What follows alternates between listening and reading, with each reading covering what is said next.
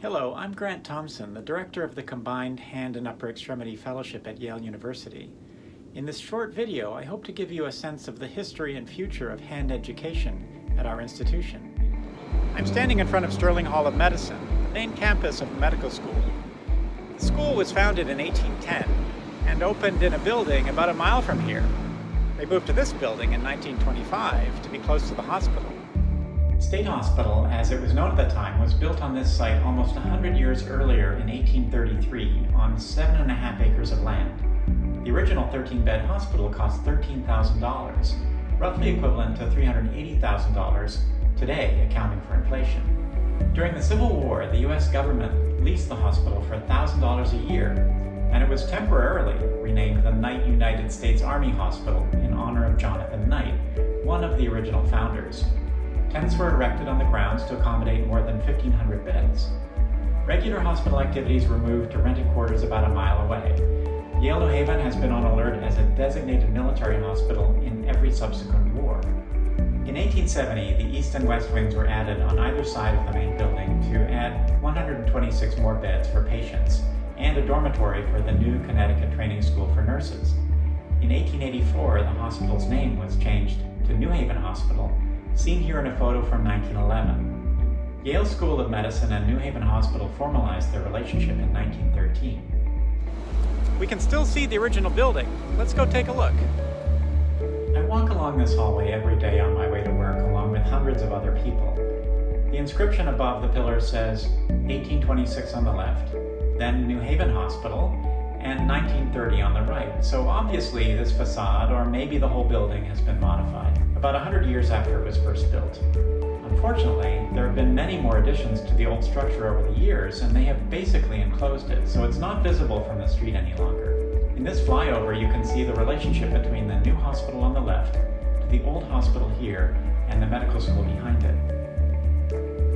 The hospital moved across the street in 1953, but the buildings associated with the original hospital were still used for lab testing and outpatient facilities. Today, they're mostly academic offices and research laboratories. York Street campus of Yale New Haven Hospital is just a short walk from our academic offices and from the medical school.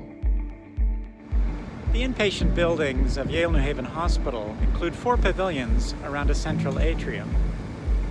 The building here is the East Pavilion, opened in 1953. The South Pavilion in 1982. The Children's Hospital in 1993. And Smilo Cancer Center in 2009. Together, these 4 pavilions make up the York Street campus, which has a total of 1,541 inpatient beds. Just a short shuttle bus ride away from York Street campus is St. Raphael campus, which has 300 inpatient beds. But important to us, it is the location of the McGivney Advanced Surgery Center, designed specifically for ambulatory musculoskeletal care. Opened in September 2018, it features 6 large operating rooms and prioritizes patient comfort and efficiency in all aspects of patient care. Yale New Haven Health System is now the largest in Connecticut, and it's not just Yale New Haven Hospital anymore.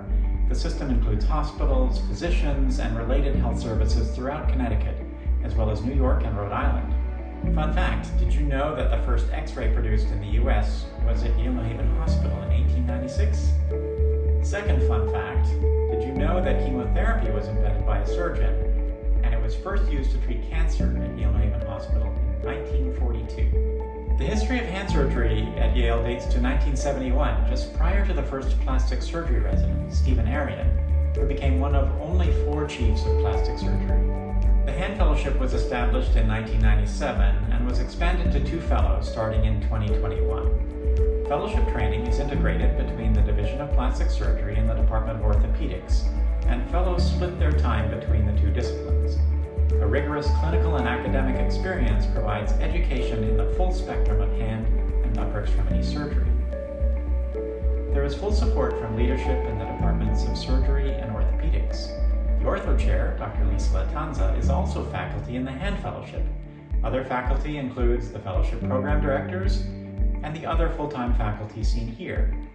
Combining this experience with contributions from the part-time faculty, there is an abundance of opportunity for clinical and academic activity for both fellows. All of the faculty on the plastic surgery side of the fellowship are skilled in all aspects of hand and wrist surgery, including microvascular reconstruction.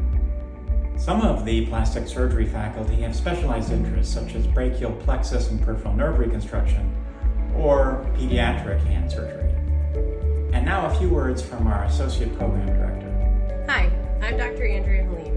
I'm an orthopedic trained hand surgeon and I'm proud to be the Associate Fellowship Director for Yale's Combined Hand Fellowship. I'm here today to tell you a little bit about the orthopedic side of our hand fellowship and to get you excited about coming to train with us. First, I'd like to introduce our faculty. We have Dr. Lisa Latanza, who also serves as the chair of our orthopedic department. She has a variety of clinical interests, but one of her special areas is complex adult and pediatric elbow.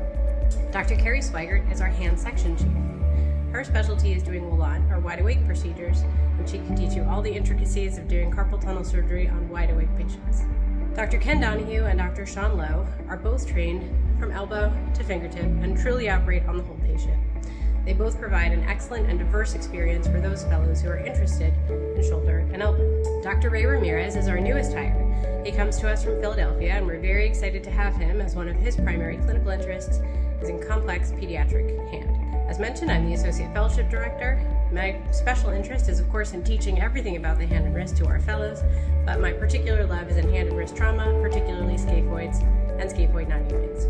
The curriculum includes an extensive clinical experience, a comprehensive didactic program, and a research program, which includes a presentation at a regional, national, or international level. The call schedule is 1 in 3 from home, but all call activity is supervised by faculty as the ACG&E prohibits independent responsibility. The weekly schedule includes operating room time and clinic time, but the breakdown favors the operating room over the clinic. Dedicated advanced practice providers provide additional support. A little bit about our philosophy. We know that our hand fellows come in with a diversity of experience and a diversity of what they look for in a hand fellowship. Every fellow has a different idea about the surgeon that they want to be when they finish their training. From the orthopedic side, we try to maintain those goals in everything that we do. We provide a flexible training environment where fellows can have exposure to hand, shoulder, and elbow if they wish, or for those fellows who have less interest in shoulder and elbow, we try to tailor our experience to meet those goals. We make sure that we treat all of our fellows with collegiality and respect, and we believe that we've put out an extraordinary group of fellows who go into the world with professionalism and skill to contribute to their communities. Finally, just a little bit about the details of what it's like to be on the orthopedic side when you're rotating with us as a hand fellow. You spend on average about 2 days a week in clinic and the rest of your time in the operating room. Of course, when there are interesting or unique cases going on, we encourage fellows to go to those cases and get the experiences that they want to get. You tend to split call and rounding with the residents on the hand service, and we found that working with the residents provides actually a huge benefit both for the fellows and for our resident trainees. The fellows have an opportunity to participate in a volunteer surgical expedition with the organization Handheld. A wide variety of experience with pediatric hand and upper extremity surgery is possible. Just a word about the match rules. The match works best when everybody follows the rules set out by the NRMP. This means that we will not be calling you to let you know where you stand on our rank order list. Finally, I'd like to say a few words about living on the Connecticut shoreline. My family and I are long-term residents of Connecticut. There's outstanding dining and culture both locally and regionally. We enjoy local activities such as skiing and boating. The closest skiing is just 25 minutes from our house. Fun fact, did you know that snowmaking was invented in Milford, Connecticut in 1950? The fellowship supports team building events such as Golf Day and Boat Day. Both end with a lively dinner in one of the many amazing restaurants in our area. Thanks for listening and for your interest in our fellowship, and we are looking forward to training our next group of outstanding future hand surgeons. So here we are at the end of our tour. With the more than 200-year history and legacy of clinical and educational excellence of the hospital and the medical school, our hand fellowship has established its own legacy. It's an exciting time for hand surgery at Yale University, and our hand fellowship is an outstanding opportunity. I hope to see you soon. Be well and stay safe.